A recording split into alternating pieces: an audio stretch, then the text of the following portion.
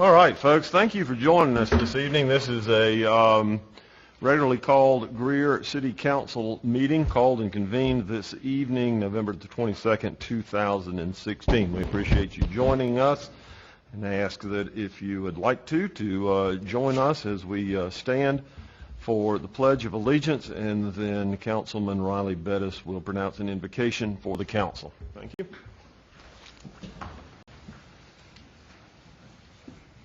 I pledge allegiance to the flag of the United States of America and to the republic for which it stands, one nation, under God, indivisible, with liberty and justice for all.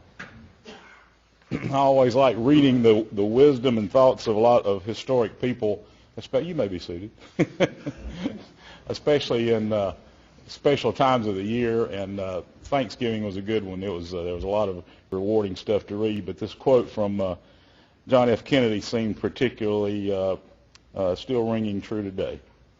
We're grateful for the blessings of faith and health and strength, and for the imperishable spiritual gifts of love and hope.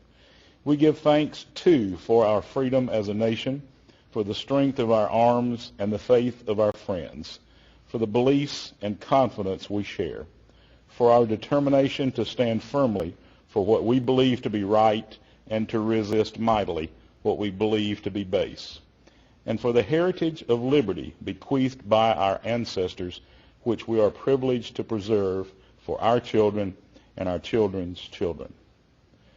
Our Father, we are indeed truly thankful for the blessings we enjoy in this country, in this state, and in this city. We're thankful for our abundant resources.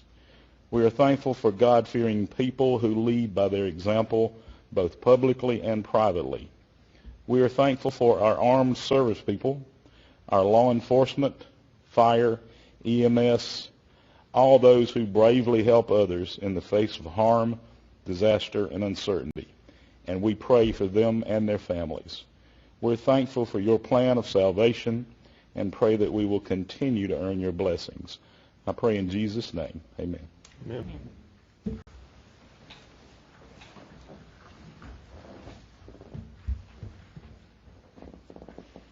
With that, we'll move to the public forum. Anyone to appear in public forum this evening? Ms. Duncan? We do have a special guest with us this evening, and that would be Councilman Joe Baldwin. Councilman Baldwin served on this body for a number of years and has served representing the Greer area on the county council for a number of years, and will be stepping down from that position here at the first of the year. And so I saw Councilman Baldwin earlier this evening, and I believe he's got a presentation that he would like to make to the city. So Councilman Baldwin, if you would, come to the front, please, sir.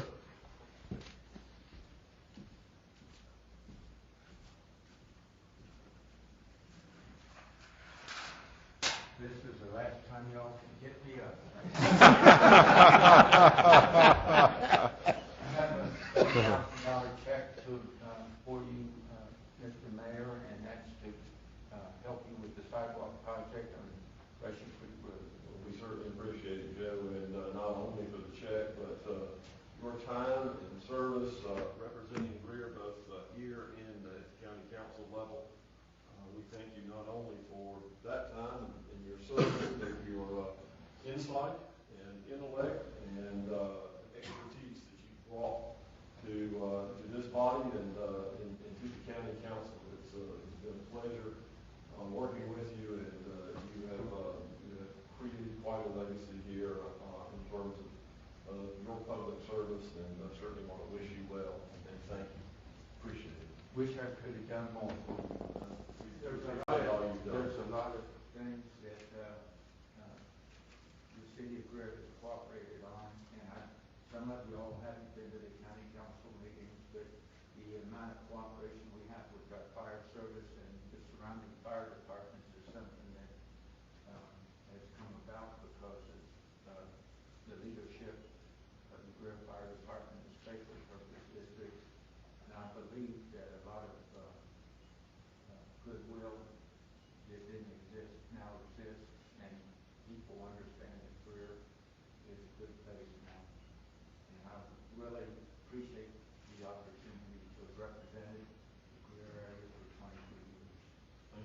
Give him a hand.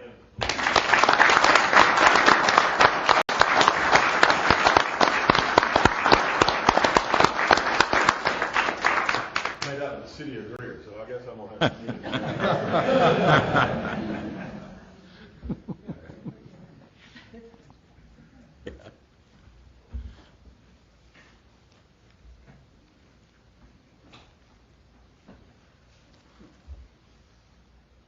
Well, let's see. I should have stayed up there. We have got some special recognitions to do this evening, and got quite a few of them at that.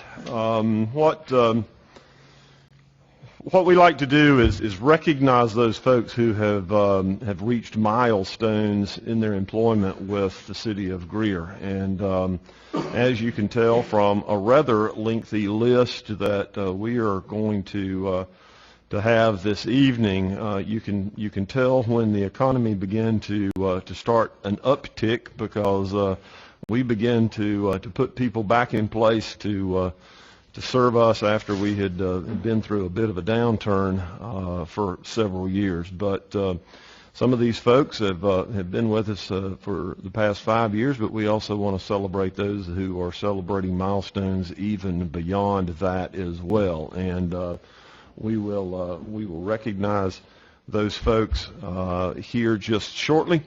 In fact, we're going to go ahead and do that, and then we're going to come back and get the minutes of the meeting, Ms. Duncan, which I jumped right over, but we'll get them worked in. So don't distress just yet. We'll recognize a few folks, and then we'll come back and do the minutes. Let me read this, and then we do want to take time to physically recognize those who have set aside time to come this evening, and we'll do that, and I'll ask the administrator to help me with that in just a minute. It says, whereas the city of Greer endeavors to recognize and reward its dedicated and faithful employees, and whereas Kyle Deese has served in the police department for 5 years, Justin Kurtz has served in the Building and Development Standards Department for 5 years, Terry Murray has served in the Municipal Court for 5 years.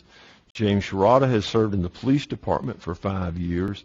Scott Tompkins has served in the Fire Department for 5 years. Brian Wingard has served in the Police Department for 5 years. Carlos Correz Arias has served in the Fire Department for 10 years. Diego Gomez has served in the Recreation Department for 10 years. Corey Holtzclaw has served in the Recreation Department for 10 years.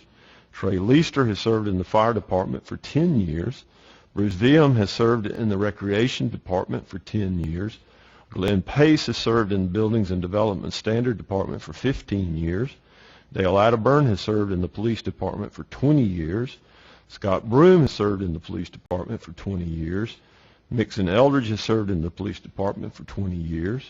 Marcus O'Shields has served in the Police Department for 20 years. John Polson has served in the Fire Department for 20 years. And Todd Wilson has served in the Fire Department for 20 years. Whereas these employees have served in a distinguished and professional manner, now be it therefore resolved that the City Council of the City of Greer, South Carolina, in a meeting duly assembled, wishes to officially recognize and commend to these employees for their dedicated and distinguished service which they have performed. Be it further resolved that the City of Greer hereby rewards these dedicated employees with a certificate of appreciation and an administrative day off with pay. Approved this the 22nd day of November 2016. Please give all of these employees a round of applause.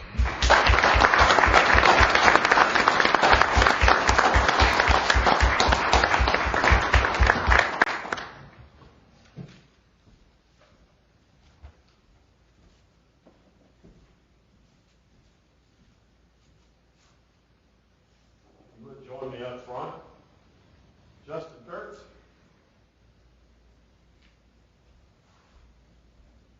Thanks, sir. Appreciate it. Thanks, sir. You want to just stay up here? You can just stand right there, and we'll get us a group picture. Jim Sharada. It is hard to believe he's been here 5 years. Doesn't seem like it, does it? Thank you, sir. Scott Tompkins.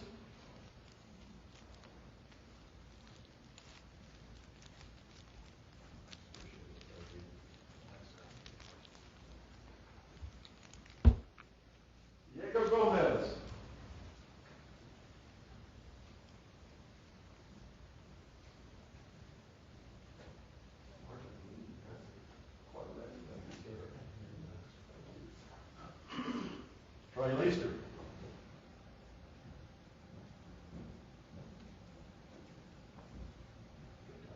Thank you, sir. Glenn Pace.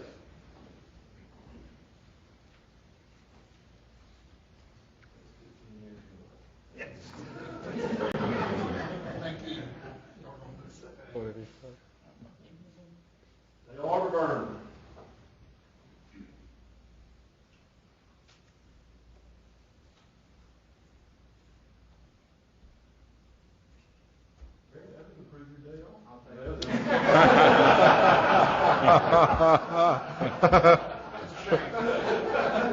We'll fix that right now. You want to do that?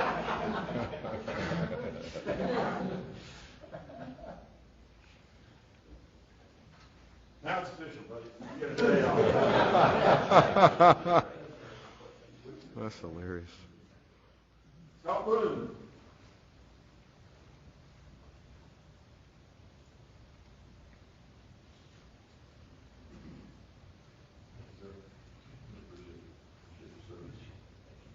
Is there anybody else here that we have overlooked this evening? Anybody else that we recognize tonight? Thank you. Give them a round of applause.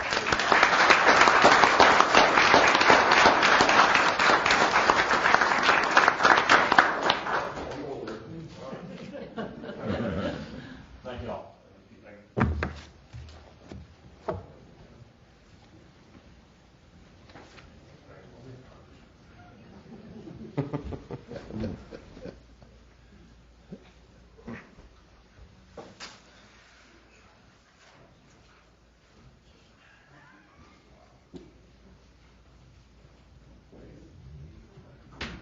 All right, council, let's back up and dispense of some business here.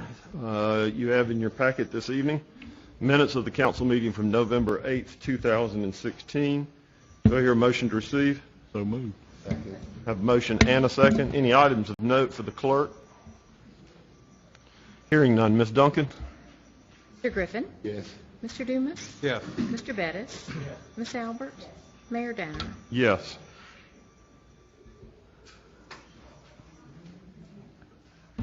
I hope there wasn't all weapons.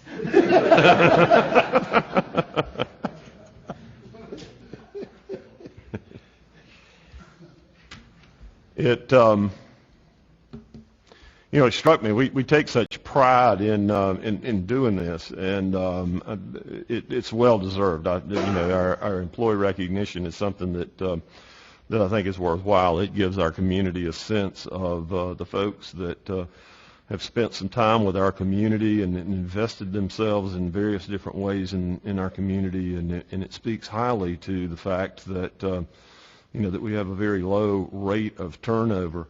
But I don't know that it has ever struck me as much as it did tonight, and maybe it was just the sheer volume. But to look at the names of those folks in our police department that now have 20 years of service was a little unnerving, because that's 20 years these folks have dedicated to this community, and we know the positions that they're in, and it's a position that it's unusual to see somebody stay in that position for many more years than beyond their retirement service, and so we are at the point that we have a large part of our department and experience, and just looking at those names, men that have served this community for so many years, probably while it's not imminent at this point, probably approaching a point that we're going to begin to see some turnover in that police department just from retirement, as some of these men achieve the place that they're going to be able to spend more time with their family and other pursuits, and it well earned, but is it's just a little daunting to look down that list and to see all those names of folks with now 20 years in our police department, and know that we've got some change coming. On the other hand, we have also done a good job backfilling that department where we've had the opportunity. And I know from those folks that I have sworn in over the last couple of years that we are seeing a change in some regards as to those that are applying to fill positions with our police department. And one of the things that we are seeing is that those people that are coming into our department now often come with degrees beyond high school and even community college. Seeing a number of those folks with 4-year degrees and even beyond, in some cases, entering the field of the police department. And our department is to be commended for positioning themselves to attract that type of applicant, and I think it'll serve us well in the long run. So hats off to all these folks tonight that were recognized, and for whatever length of time that they've spent with the city, we appreciate all that they do for us. With that, then, we'll move to departmental reports. You have that information contained within your packet. If you need additional information, department head and or the administrator will be glad to supply that to you. As normal, our financial report will be brought by Mr. Seifert. Thank you, Mayor and Council. Tonight we bring to you the financial performance summary for the period ended October 31st, 2016. Beginning with the general fund, we have revenue recorded of $2,564,000 with expenditures of $5,579,000.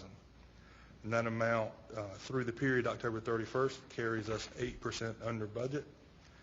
And referencing now the dashboards, we have a positive combined variance of $1,407,000. Our carrying cash balance in the general fund is $6,839,000. Moving to the hospitality fund, we have revenue recorded of $680,000. That is 3% over budget. We have expenditures recorded of $234,000, and our carrying cash balance there in the hospitality fund is $1,444,000. And finally, in our stormwater fund, as you're aware, that is cyclical revenue that are due with the taxes, so we haven't received much yet to date. But the revenue through October 31st is just shy of $11,000, with expenditures recorded of $91,000, and that is currently 13% under budget. And the carrying cash balance in the stormwater fund is $950,000. As you have had time to review this, some of the details, and we'll be happy to take any questions you may have. Council? Thank you, sir. We appreciate your time and the report. And thank you, Mayor.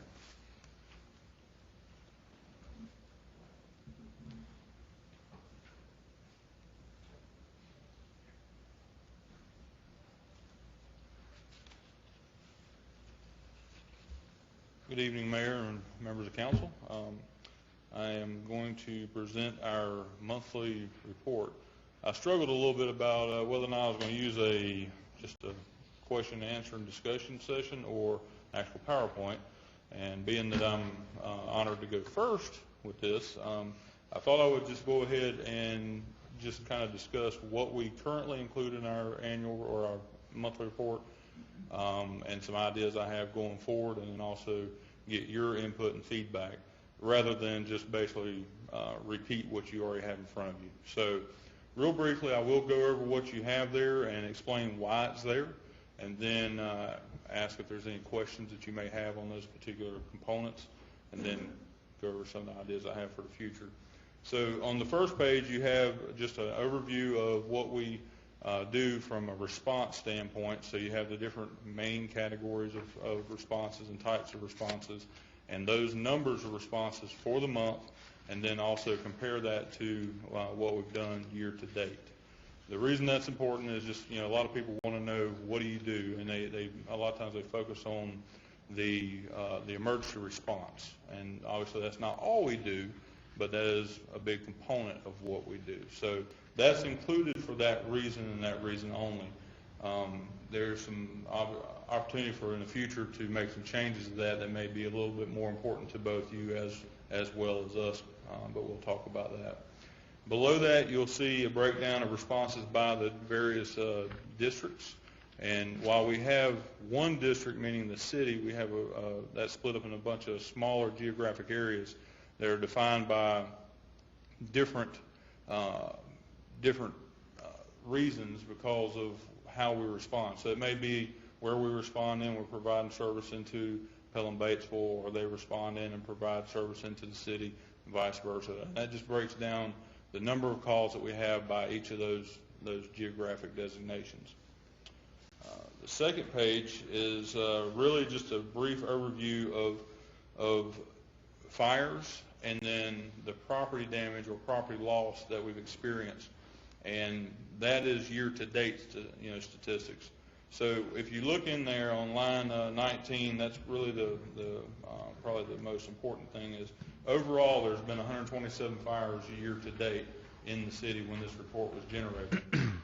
And then if you go to the side, that equates to $329,000 worth of property loss. There is a little bit more information beyond that, but that really goes into the additional types of responses that we have, whether that's wrecks and other types of damage and responses. And then finally, the third page is a breakdown of like training hours, and then also the information from the Fire Marshal's Division. The training hours obviously are important to us and in keeping up with what we have to do for ISO standards and things like that, but it also is important to provide that information to you so you know that there's obviously some other things that we do beyond the day-to-day responding to calls. And below that you have the Fire Marshal's Office, and that breaks down all of the information that they do. And they do, obviously you can see they're very busy, and this time of the year they're extremely busy because of the growth in the city and things like that. And one thing I wanted to point out real quick is you'll look down there and we include like smoke detectors installed. As you know, we do smoke detector installations throughout the city, and we have partnered with the Meals on Wheels program as well as our neighboring departments this year. We tried to get it done in October. It started in October, but we're actually carrying that over into this month just because of everything going on with the hurricane, things like that. We did have some delays, but with partnering with the Meals on Wheels, we were able to target an at-risk demographic within our city, and that allowed us to make sure that those individuals had working smoke detectors in their homes, and obviously that provides that service. So I tell you all this because I'm not sure, if you guys, if you find this information interesting, or if you'd rather know other information. And I'll give you an example of that. It's one of the things that I hope for is going forward is this information is nice and all, and it kind of gives an overview of what we're doing, but it doesn't tell you how we're doing it. It doesn't tell you how good we're doing it or how bad we're doing it, or where we need to improve. So my plan is by this time next year when I come back in front of you with this report, and obviously before then, but officially with this report, is to make some changes, and you'll start seeing those changes coming out over the next few months, and they will focus on how we perform. So give you an example. A lot of people like to know what is your response time. Well, that depends on what you define as a response time. Are you defining it as an average response time? If you are, then what you're saying is half of all those calls we respond to in this amount of time or less, but the other half we respond to in greater than that amount of time. So what I look for is 90th percentile, because that tells me 90% of the calls we answer within this amount of time.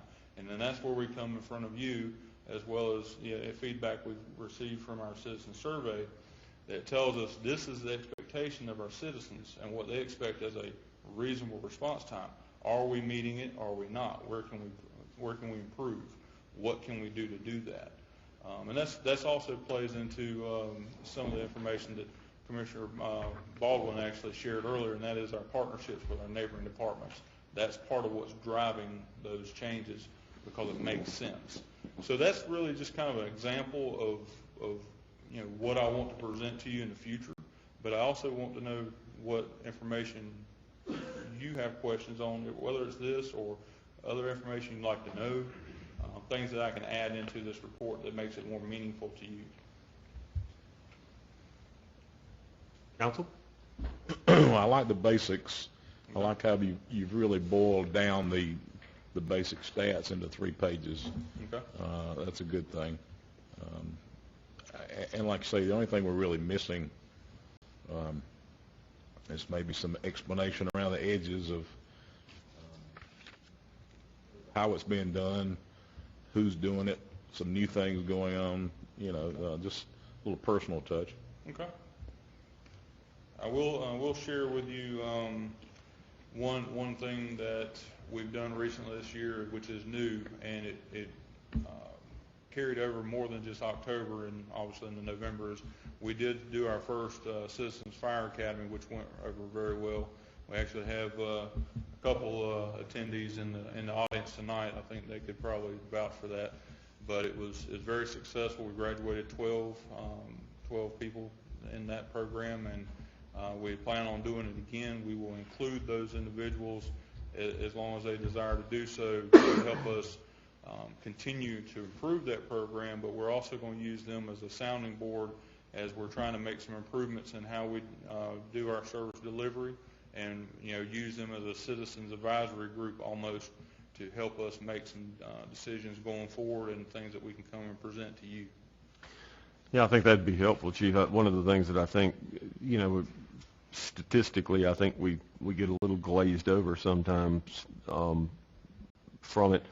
I think it would be helpful, for me at least, is that from time to time we include some information in there on things that may be budget items that are going to be coming up, concerns you've got coming up, what we may be thinking about from long-range planning, because I know we've got some things out there, 1 to 5 years out there that we've really got to start thinking about, and if you can start planting those seeds, I think it'd be worthwhile. Absolutely, and to that effect, you're absolutely correct. And one of the things that we're doing is we're starting to plan for strategic planning, also as our what we call standard recovery document, which actually goes into performance and service delivery. In fact, myself and Chief Holzheimer will be leaving this weekend. We'll be gone all next week to National Fire Academy, taking a course up there specifically for that. But as we begin working on that document as well as the strategic planning, we will start implementing some of those things. So for one example of that is the ladder truck. Eventually we will have to be replacing, and obviously that's not a very cheap item, but what we've already started working on is looking for grant opportunities to try to do that. And it's not a critical point yet, but before it becomes a critical, obviously we'll have to bring that in front of you, but we'll have a lot of justification for that. Perfect example. I mean, y'all know what the lifespan of one of those things is. You know what the requirements of them are. Whether or not we need a 70-foot or 100-foot or whatever we're going to need, and y'all know, when we're talking about a $500,000 item, if we've got a better feel for it's 3 years out or it's 5 years out, that would be beneficial to us at some point in time. Absolutely. Just as a side note, and it may just be because we're rolling the big trucks now as opposed to the smaller truck that we were. Have we had some uptick in activity here lately? It just seems like, over the weekends when I'm home and being there at the bank, hearing them come down points, it just seems like I hear those guys out a lot more than I have lately. It kind of ebbs and flows. Some days are busier than others. I don't think that the data supports that it's a lot busier or a lot less. I think it's just one of those things where it's busier this time of the year, just because of the change in the weather. People are starting to turn their heat on. We're getting more and more false alarms because of the fact that they're burning off the dust and stuff off of their heat and air system. And so there's a lot of those things that play into it. So you'll have those ebbs and flows, but overall we haven't really noticed a huge increase. But we expect an annual increase just because of how busy we get, and obviously we're growing both in area but also concentration of buildings and residences and structures.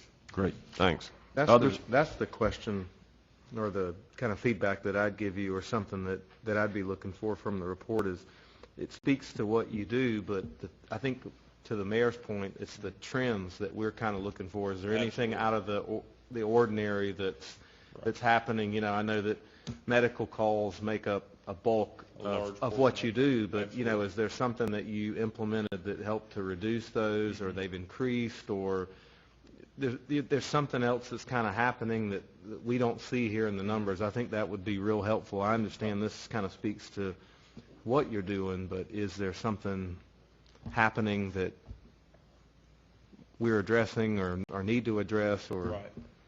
Absolutely.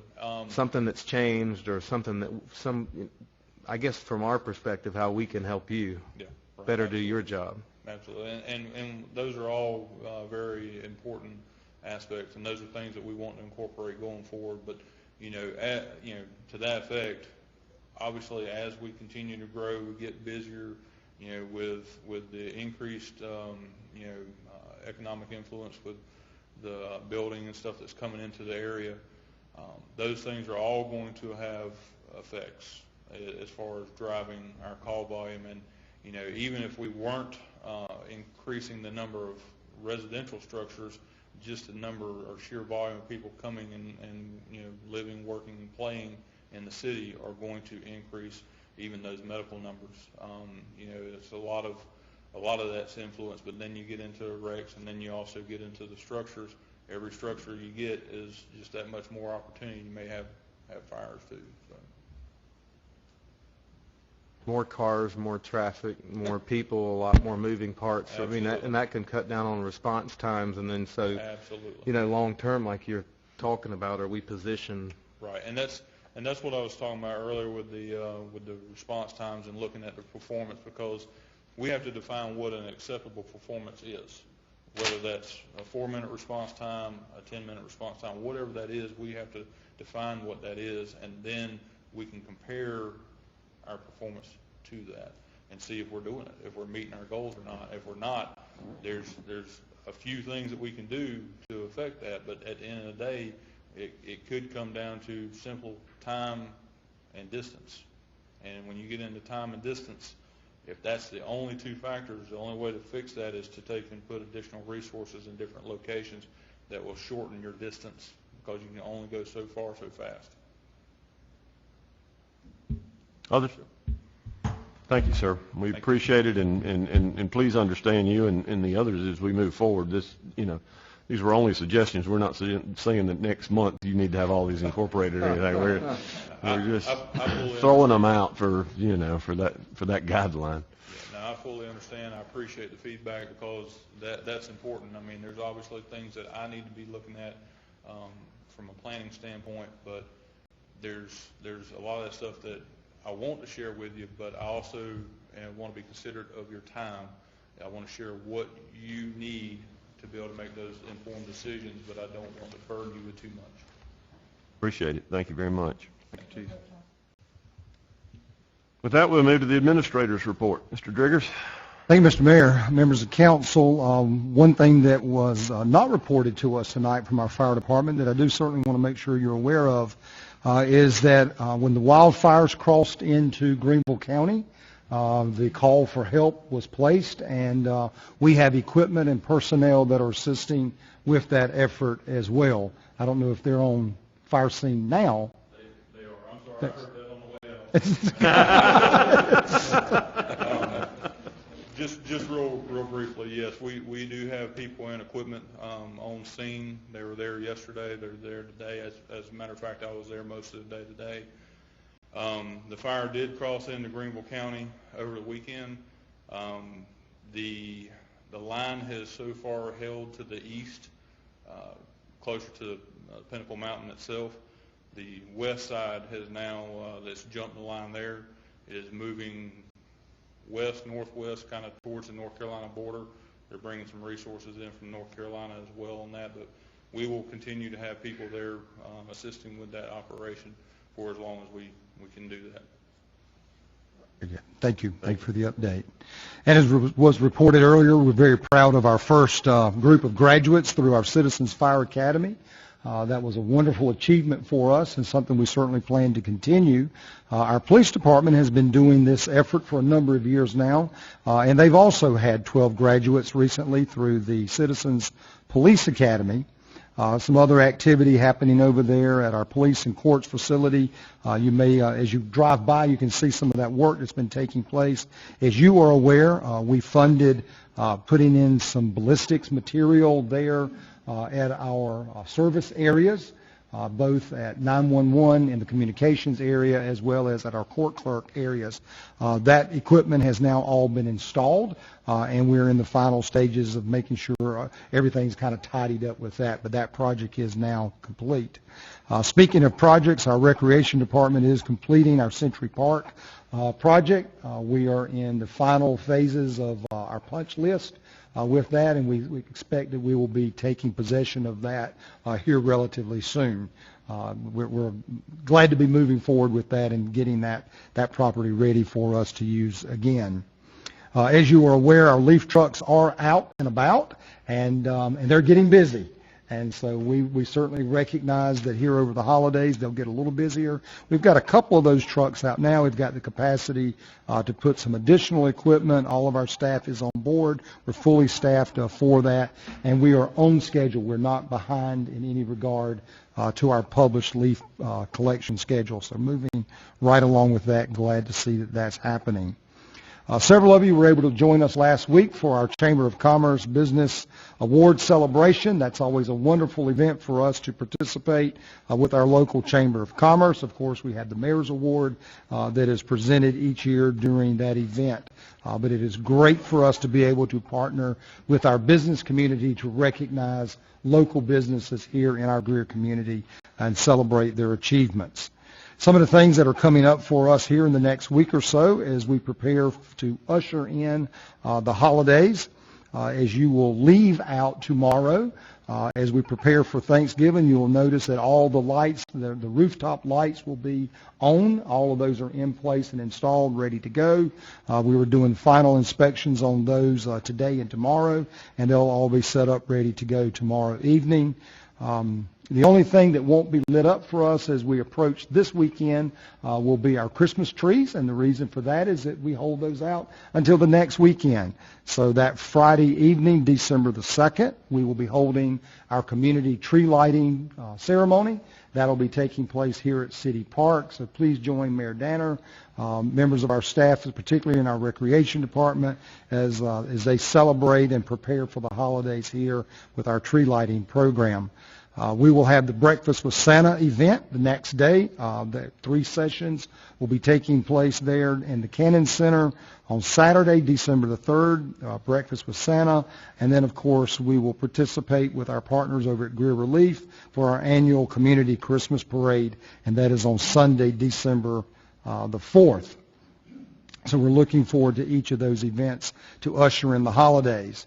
But while we celebrate the holidays, there is still lots of work that has to take place and things that we continue to be involved in. And one of those that we want to extend an invitation to you is on Monday, December the 5th, and we'll send some additional information to you. But on Monday, December the 5th, from 4:30 until 6, we will be meeting here at City Hall. Primarily with representatives of the Greer Station Association, our downtown merchants group, and the purpose of that is for us to obtain some additional information concerning our upcoming streetscape project that will be taking place downtown, primarily from the utility perspective in 2017, and mostly streetscape work in 2018. This is a significant project for us as a community. We've got one opportunity to get it right, and so we want to make sure that our partners at Kimley Horn are in tune with the desires of our community, our business community, and then ultimately, as those plans are finalized, it will be City Council's duty and responsibility to make sure we're on the right path with the work that's taking place in our downtown area. So we do invite you. It's a great opportunity on that Monday from 4:30 to 6, again here at City Hall. We'll be talking with our Merchants Association, our merchants folks from downtown about our downtown streetscape utility and streetscape project. So I invite you to do that. I would like to ask council's consideration for two items this evening in executive session. One of those is a contractual matter concerning our Allen Bennett Memorial Hospital campus, and the other is a personnel matter concerning our police chief selection process and how we are moving forward with that. So again, one is a contractual matter and one a personnel matter for council's consideration. I would like to ask council's consideration as well. You have an agenda item under your new business that is relative to the conveyance and interest of property. This is ordinance number 34, 2016.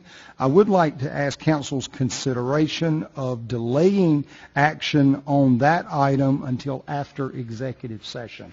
There will be some information provided to council in executive session relative to item D under new business, first reading of ordinance 34, 2016. Thank you. Thank you, sir.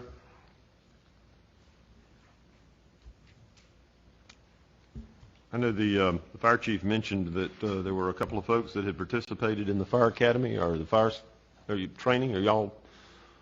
A couple of you. Oh, okay. All right. Well, thank y'all for coming. We appreciate y'all being here this evening and participating in that process.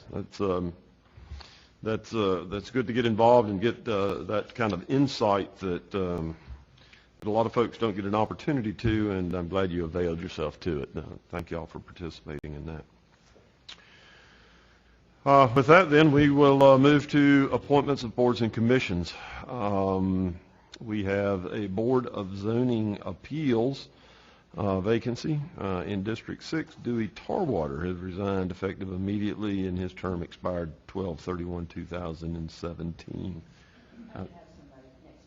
You'll have somebody at the next meeting. Okay, we will take action on that. Upcoming then, the Construction Board of Zoning Appeals. It appears that we need to be mindful that all three of the people listed below there have terms expiring in 2016.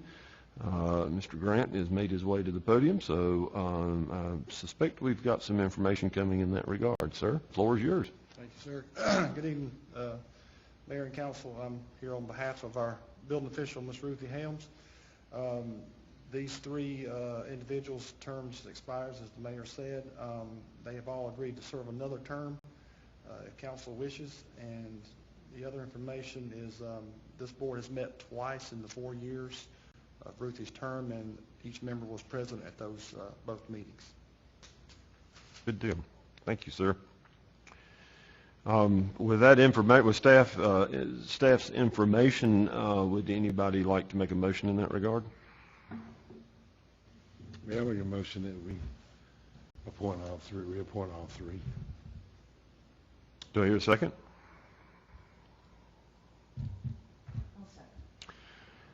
Have a motion and a second to renew the terms for the three listed: Bill Ratu, Buddy Waters, and Keith Smith, to another term on the Construction Board of Adjustments and Zoning Appeals. I have a motion and a second. Floor is open for discussion. Ms. Duncan. Mr. Griffin? Yes. Yes. Mr. Bettis? No. Ms. Albert? Mayor Danner? Yes. Thank you, sir. As regards the Elections Commission, Ms. Alveda Williams' term will expire at the end of this year. We will take that under advisement at this point, and any information in regards to that appointment is that how many commissioners do we have on the Elections Commission? Three. Okay, so they're all at large then. Okay, all right. We'll take that under advisement. Please be aware we'll need to either get more information about Ms. Williams' desire to continue in that position, or whether or not we will need to fill a position or offer other alternatives at a future meeting. Hey, I got a call into her down. I'm waiting on her to return the call, so see if she's going to agree to serve again or not. Okay, thank you, sir. I appreciate it. With that, we'll move to items of old business, the first of which is the second and final reading of ordinance number 31-2016. This is an ordinance amending the City of Greer zoning code to amend Article 4 definitions to include NADAC's North American Industry Classification System and to amend Article 5 zoning districts regulations section 5.8.2 uses permitted by special exception to include retail alcohol liquor stores. This comes as second reading. Any new or additional information, Mr. Pace? No, sir, not in regards to this. Entertain a motion to receive. Second. I have a second. Floor is open for discussion. Questions? Comments? Hearing none, Ms. Duncan? Mr. Griffin? Yes. Mr. Dumas? Yes. Yes. Mayor Danner? Yes. Council, the second item before us this evening is an ordinance to change the zoning classification of property owned by Habitat for Humanity of Greenville County Incorporated, located on King Street, East Fairview Avenue, and Moss Street from RM2 to DRD. Mr. Pace, any new or additional information in that regard? No, sir, not in regards to this. Comes to you with a recommendation of staff. I'll entertain a motion to receive. So moved. Have a motion and a second in that regard. Floor is open for discussion. Questions? Comments? Hearing none. Ms. Duncan? Mr. Griffin? Yes. Mr. Dumas? Yes. Mr. Bettis? Yes. Ms. Albert? Yes. Mayor Danner? Yes. Thank you, Mayor. Thank you, sir. Council, we'll move to items of new business, the first of which is the 2017 City of Greer Road paving list. Mr. Grant? Evening again, Mayor and Council. There we are. What we have here is our Greenville County list, list of 12 streets. You'll note the gray highlight over on the left of these streets are carried over from last year's list. If you'll note the column labeled PCI, these scores are from our recent pavement evaluations. Funding for 2017, the Greenville County Legislative Delegation Transportation Committee has agreed to match up to $131,737.06. And the city has proposed funding the same amount, which would bring a total of $263,474.12. That funding level should fund the paving for the top 5 to 6 streets that are listed. And with that, I'll try to answer any questions. Council, floor open for discussion and questions. So we'll be able to complete 2, 3, 4 streets from last year? That's what you're saying? They are the first priority for this year, yes, sir. Right. They weren't completed last year due to funding. So we'll still have 2, 3, or 4 streets from last year that we still haven't gotten done, right? That's possible, yes, sir. Just depends on how the We move them up and add Well, what to I'm the bottom. thinking is maybe we need to start kicking in a little more money then before And we that's- fall further behind, you know? That's possible, because the match money has decreased. We were, at one point, contributing $250,000 and being matched at $250 for a total of $500,000 annually. And now the Transportation Committee, I believe that they are funding that at about $1.5 million countywide. Does that sound about right? Yes, sir. So at about $1.5 million, and they distribute that on a formula basis. So Greenville County gets a portion, and then all the municipalities of Greenville County get a portion. So that that formula provides us the $131,000 as a match. To your point, nothing keeps us from putting more of our dollars in. We're doing 100% of the match on that. Need to do that before we start dropping way far behind. I think that's one of the things that that we certainly wanted to make sure that as we got the new scoring system that we are able to effectively evaluate the condition of ours. I think that is a really good discussion for us to have when council goes into retreat in the first of the year of where we are and how that's moving forward and our assessment of our overall condition, because I think Mr. Grant has some ideas for us as we move forward on maintenance versus completely resurfacing. Yes, sir, that's correct. Just quickly, got some new software, just got it in last week or maybe Monday of this week. It'll be able to use this information from our pavement evaluation, and we'll be able to project and run scenarios on how much it would cost to pave every street, how much it would cost to raise the PCI. The average PCI for the city is 71. How much money would it take to raise it to 73? How much would it take to maintain it at 71 for the next 20 years? Those kind of scenarios. So, like you said, hopefully by next year we'll be able to get a little more comprehensive look at it. Great. Others?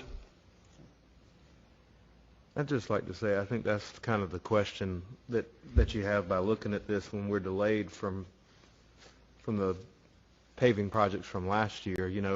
Are we delayed, and are they in dire straits, or is it something that truly can be put off and it can be kicked down the road until the next year? I mean, I guess so.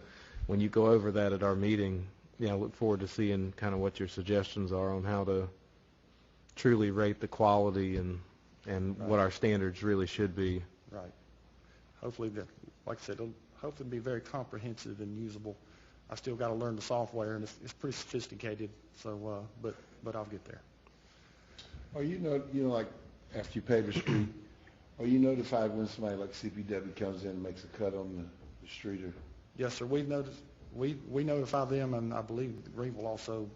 It's a double notification. They notify them as well. We let them know the list basically a year beforehand, so that if they have any improvements they need to make, then that's an opportunity for them to get those made before we do the paving. Yes, sir. All right. I'll just jump over to the Spartanburg list right quick. I'll switch lists. You may or may not have noticed.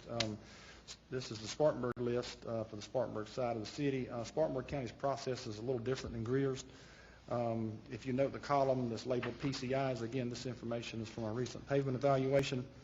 The PCI information is immaterial to Spartanburg County. They have their own evaluation system, and if their score is 50 or less, then that street becomes eligible for funding and repaving. The funding we're proposing is $125,000 of Greer's portion of the county road fee funds, and then the county will propose a dollar-for-dollar match from the Spartanburg County Transportation Committee. So we're proposing to do $125,000 of our road fee funds. That would be a total of $250,000 for paving for next year. And this paving level, or this funding level, should pave 5 to 6 streets, depending on the individual costs of the streets. So again, I would entertain any questions about Spartanburg. Where you're getting that $250,000 number from where? I see 170 on here. Where do you see 170? That's the total estimated cost for Spartanburg 2017 paving list. That bottom line? Yes, sir. No, sir. That's the cost for that one street. Oh, I'm sorry. I just thought that was okay, I see. That's the individual cost for each street. Gotcha. So I'm sorry. If you tally those up, you get down to about the 5th or 6th street, and you're at $250,000. Gotcha. Oh, wow. So PCI, is that based on the new criteria that we're using from the drive-through? Yes, yes, sir, that's correct. These PCI numbers came from that evaluation.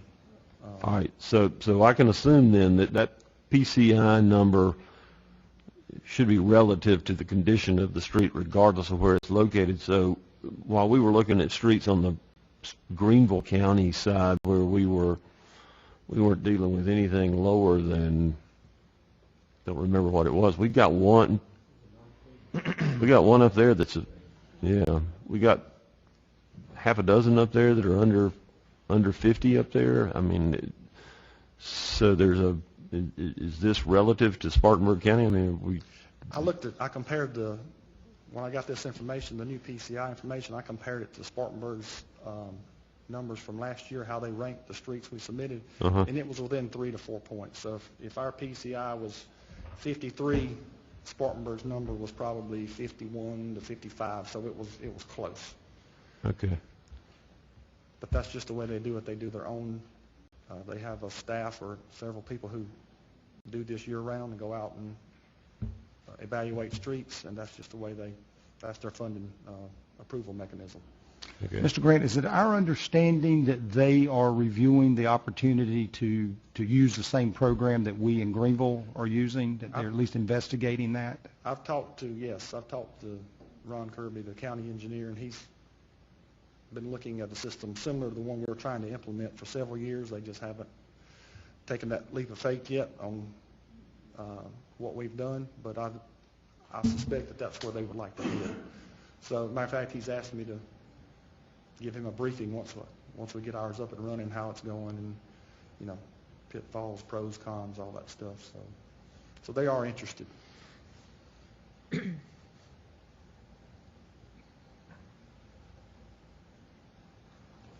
Others? Any questions?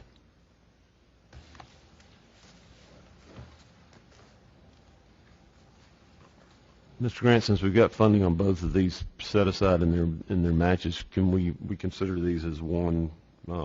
This is one reading. I mean, one ordinance for the entire, for both Greenville and Spartanburg County. Correct? Okay. Anything else, council? On the recommendation of staff, I'll entertain a motion to receive. So moved. Have a motion and a second. Any follow-up questions or comments? Ms. Duncan? Mr. Griffin? Yes. Mr. Dumas? Yes. Mr. Bettis? Yes. Ms. Albert? Mayor Danner? Yes.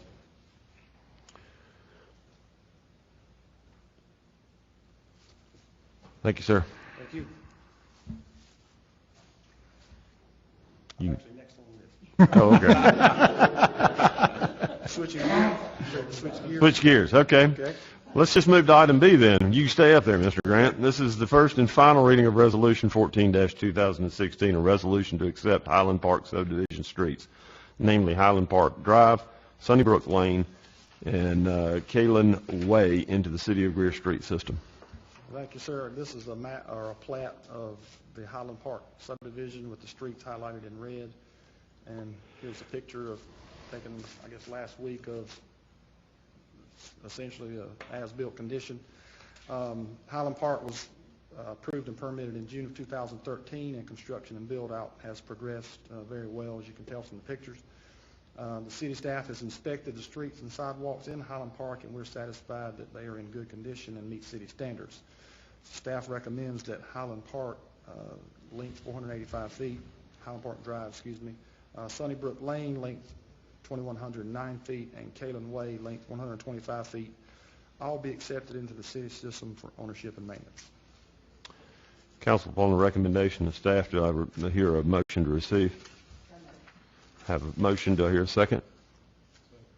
Have a motion and a second. Floor is open for discussion.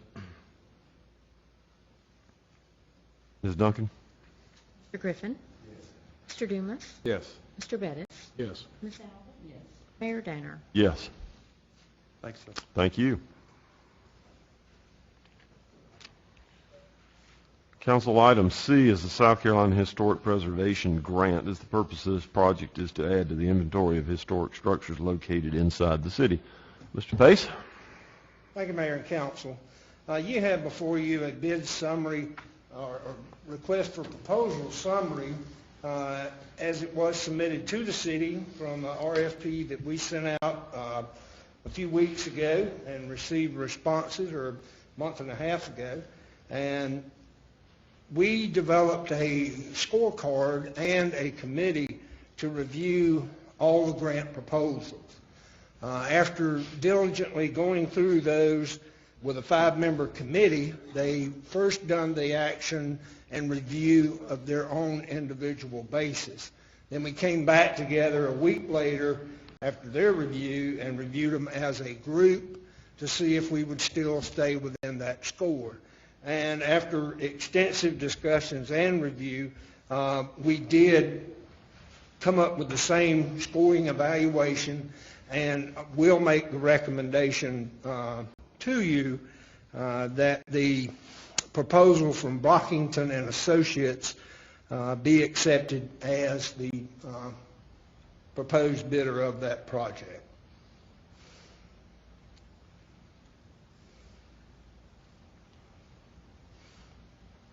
So the recommendation is for Brockington? Is it- Brockman, Bro- Brockington, yes, sir. Brockington, Yes, sir. okay. Council, upon the recommendation of staff for Brockington to do the, is it the actual preservation survey that's going to be done, Mr. Pace? Yes, sir. It will include roughly approximately 850 homes in and around the center and core of the city. And once again, the evaluation categories that we based our point system was technical aspects of it was 60%, cost weight was 35%. And if you were a small diversified business, you also got 5 additional points. And you can see there to the right how it scored out. A couple of those were close, a couple of those were not so close in the scoring list there. So Brockington and Associates did score the highest in all categories, and therefore we felt privileged to recommend them to you tonight. Thank you for the clarification. Council, on the recommendation of staff then to do the historic preservation survey for the city of Greer, Brockington and Associates has been recommended. Do I hear a motion to receive? So moved. Do I have a second?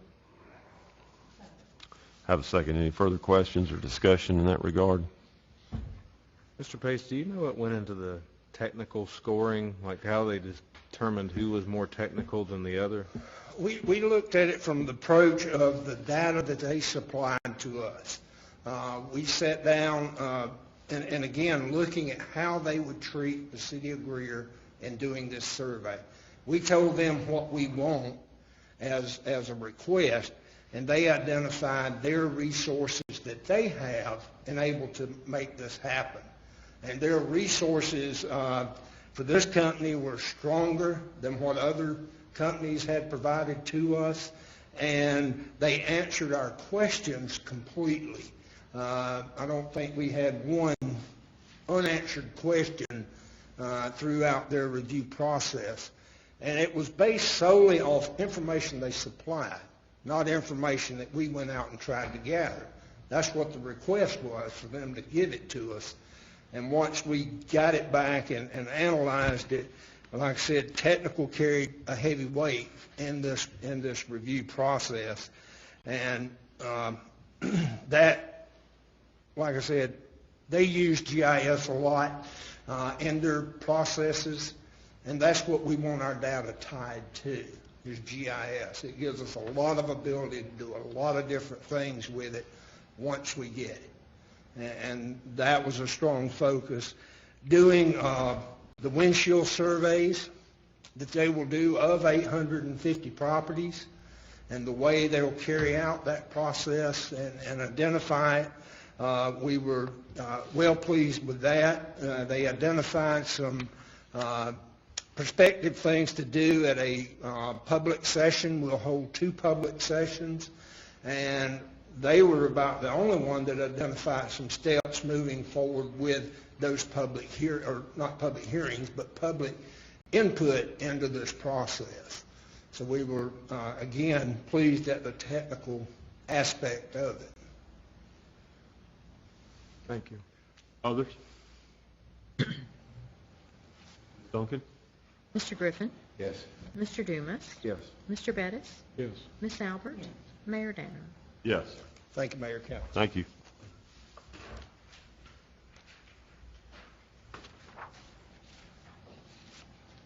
Mr. Drigger, some legislative help here. Upon your recommendation that we hold item D over until after executive session, do we need to take action in regard to holding it over, or will we address it when we come back from executive session?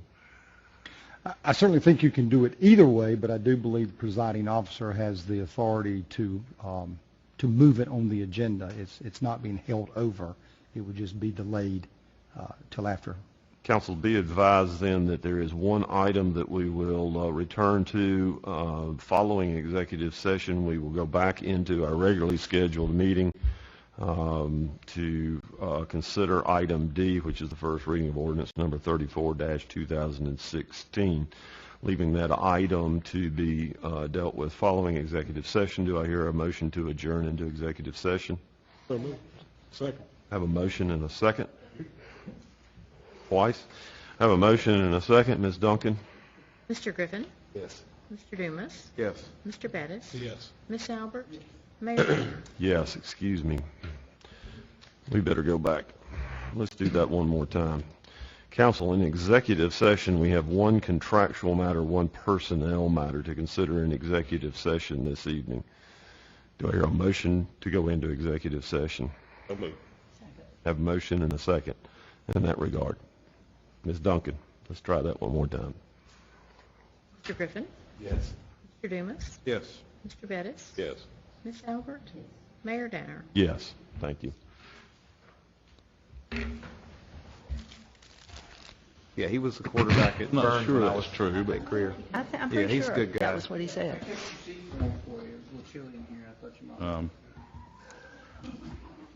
Kennedy, we got a Kennedy short would be a staff. good Republican president today. On executive session, we've considered one contractual matter, one personnel matter. We've not taken action in regards to either of those matters. Do I hear a motion to come out of executive session? Second. Motion and a second. We are out of executive session. As mentioned, we will return to our regular agenda this evening to take up item D, which is the... Yeah, we got to vote on that. Yeah, we should Coming have out. done that, shouldn't we? Got a motion to come out of, do I have a motion to come out of executive session? Yes. In a second? Mm-hmm. Ms. Duncan? Mr. Griffin, Mr. Dumas, Yes. Mr. Bettis, Yes. Miss Albert, yes, Mayor Danner. Yes. Now we'll return to the regular session and take up item D. Item D is the first reading of ordinance number 34-2016. This is an ordinance authorizing the conveyance of any and all interest in certain real property in the city of Greer. Do I hear a motion to receive? So moved. Second. Have a motion and a second in that regard. Any discussion in regards to ordinance number 34-2016? Hearing none. Ms. Duncan? Mr. Griffin, Yes. Mr. Dumas, Yes. Mr. Bettis, Yes. Miss Albert, yes, Mayor Danner. Yes. Council having no further business this evening, stand adjourned.